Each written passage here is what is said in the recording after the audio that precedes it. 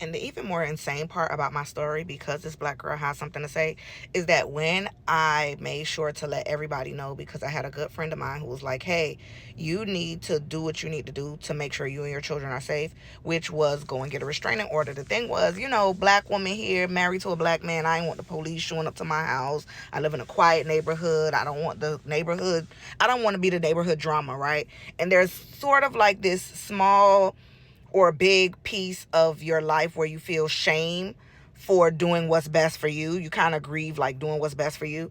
But then when you do what's best for you, there's a whole bunch of people that will say you're lying. I'll never forget like getting a restraining order. There was like this whole talk through the grapevine, not necessarily on my side of the family, but his side of the family and one of my brothers, where it was like, yeah, you playing with the police. You just wanted to break up with him so you could go be with somebody else. And it was like, what? No, I want to be safe. I want to be free. I want to not be abused. I don't want my children to see the cycle of abuse that is happening. I don't want to relive. I was a child of domestic violence that witnessed it, right? That takes a certain type of effect on you.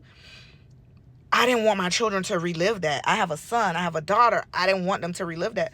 And so it's like, yeah, you're never going to be in the right. You're never going to be in the right for the people that's determined, to make sure that you're wrong. They just want to misunderstand you. They just want to pick sides. People like right is right and wrong is wrong.